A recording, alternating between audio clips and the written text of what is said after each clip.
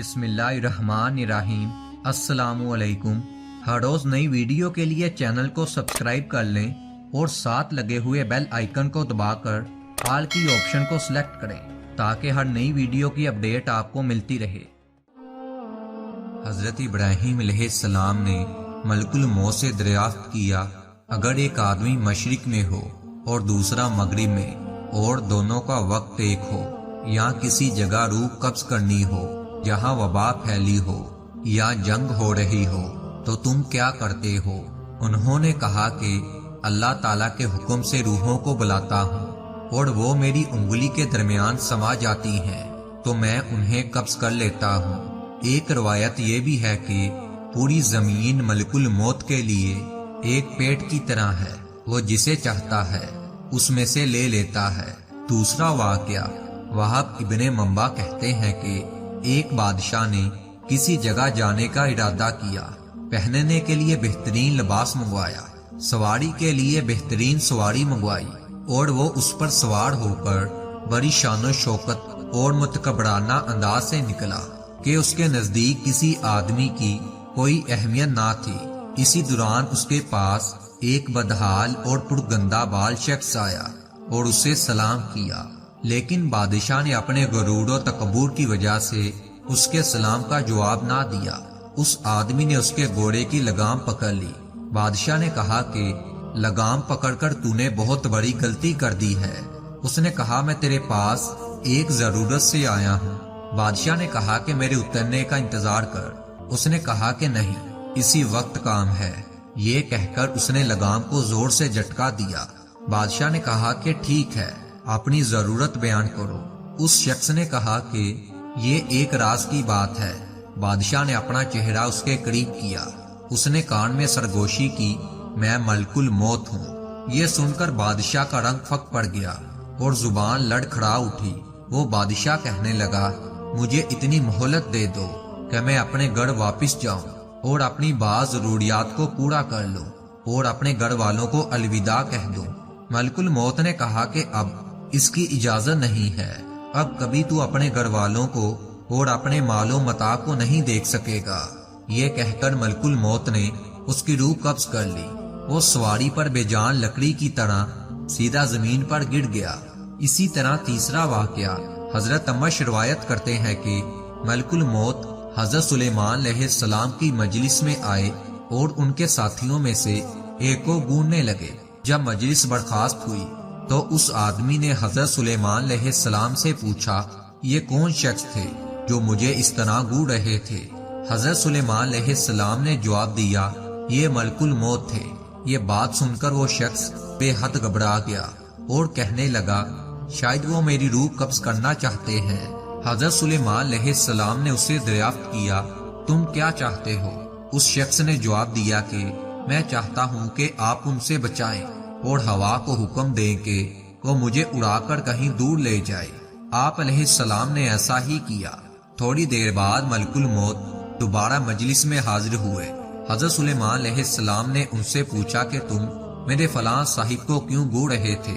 ملک الموت نے کہا، مجھے اس آدمی کو آپ علیہ السلام کی مجلس میں دیکھ کر حیرت ہو رہی تھی، کیونکہ اللہ تعالیٰ سے مجھے اس آدمی کو ہند کے فلاں علاقے میں روح قبض کرنے کا حکم ملا تھا، مگر وہ آپ علیہ السلام کی مجلس میں تھا۔ مگر جب میں اس علاقے میں پہنچا تو وہ وہاں موجود تھا جہاں میں نے اس کی روح قبض کر لی۔ اسی طرح چوتھا واقعہ ہے کہ ایک بندہ مومن سے ملک الموت کی ملاقات ہوئی۔ ملک الموت نے اس مومن بندے سے کہا کہ مجھے تم سے ایک راز کی بات کہنی ہے۔ اس نے کہا کہ ضرور کہو۔ ملک الموت نے کہا کہ میں موت کا فرشتہ ہوں۔ اس آدمی نے کہا کہ خوش آمدید، آپ سے ملنے کا مجھے شوق تھا۔ ملک الموت نے کہا کہ جو کام تم نے کرنا ہے وہ پورا کر لو۔ اس آدمی نے کہا کہ مجھے خدا کی ملاقات سے زیادہ کوئی کام محبوب نہیں ہے، آپ میری روح قبض کر لیں۔ ملک الموت نے کہا کہ تم کس حالت میں مرنا پسند کرو گے؟ تم جو بھی حالت پسند کرو گے میں اسی حالت میں تمہاری روح قبض کروں گا۔ اس آدمی نے کہا کہ میں سجدے کی حالت میں مرنا چاہتا ہوں۔ اس نے خدا کے ہاں سر سجدے میں رکھ دیا اور ملک الموت نے اس کی روح قبض کر لی۔ اسی طرح پانچواں واقعہ ہے کہ وہب ابن منبع کہتے ہیں کہ ملک الموت نے ایک ایسے زبردست بادشاہ کی روح قبض کی دنیا میں جس کی شان و شوکت کے ڈنکے بجتے تھے۔ ملک الموت اس کی روح کو لے کر آسمان پر پہنچے تو ملائکہ نے ان سے پوچھا، اے ملک الموت، آپ کو کسی کی روح قبض کرتے ہوئے کبھی رحم آیا ہے؟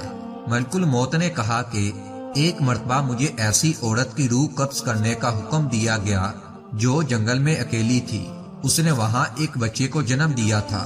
مجھے اس کی غریب الوطنی اور بچے کی تنہائی کا خیال آیا کہ وہ اس جنگل میں تنہا ہے، کوئی اس بچے کی دیکھ بھال کرنے والا بھی نہیں ہے۔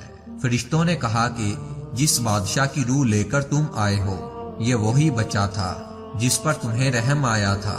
ملک الموت نے کہا کہ خدا جس پر چاہے رحم کرے۔ عطار بن یسار کہتے ہیں کہ ماہ شعبان کی 15 تاریخ کو ملک الموت کو ایک صحیفہ دیا گیا اور کہا جاتا ہے کہ اس سال تمہیں ان سب لوگوں کی روحیں قبض کرنی ہیں جن کے نام اس صفحے میں درج ہیں۔ راوی کہتے ہیں کہ انسان نکاح کرتا ہے، مال تعمیر کرتا ہے، اسے معلوم ہی نہیں ہوتا کہ اس کا نام ملک الموت کے صفحے میں لکھا جا چکا ہے۔ حضرت حسن بصری رحمت اللہ علیہ فرماتے ہیں کہ ملک الموت ہر روز 3 مرتبہ تمام گڑوں کی تلاشی لیتے ہیں اور ہر ایک شخص کی روح قبض کر لیتے ہیں جس نے اپنا رزق وصول کر لیا ہے اور اپنی عمر پوری کر لی ہے۔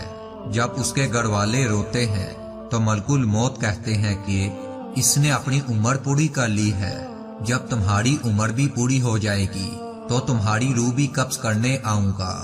نبی پاک صلی اللہ علیہ وآلہ وسلم کا فرمانے عالی شان ہے کہ مرد مومن کی موت کا جب بھی وقت آتا ہے تو مومن کی روح ملائکہ کے جلوس کے ساتھ جاتی ہے۔ ملک الموت کی قیادت میں 500 فرشتے کا وفد جلوس لے کر مومن کے پاس آتا ہے۔ ملک الموت مرد مومن کو سلام کرتا ہے اور کہتا ہے کہ اللہ تعالیٰ نے آپ پر سلام بھیجا ہے، روح قبض کر کے قبر میں نہیں لائی جاتی۔ ایک ایک آسمان کا دروازہ کھلتا چلا جاتا ہے اور ملائکہ اللہ پاک کے حضور روح کو پیش کرتے ہیں۔ تمام ملائکہ اللہ تعالیٰ کو سجدہ کرتے ہیں اور پھر تمام ملائکہ اللہ تعالیٰ کے نیک بندوں کو اپنے جرمٹ میں اللہ تعالیٰ کے حضور سجدہ ریز کرواتے ہیں۔ حدیث پاک کے الفاظ ہیں کہ اللہ پاک حضرت میکائیل علیہ السلام کو کہتے ہیں کہ روح کو واپس اس جسم میں رکھ دو جہاں سے نکال کر لائے ہو۔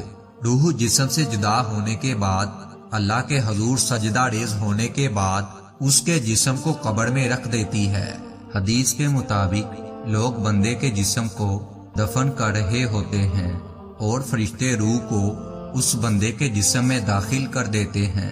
حضرت حسن بن صالح کا بیان ہے کہ میرے بھائی علی بن صالح کی وفات جس رات کو ہوئی اس رات انہوں نے مجھ سے کہا، بھائی مجھے پانی پلاؤ۔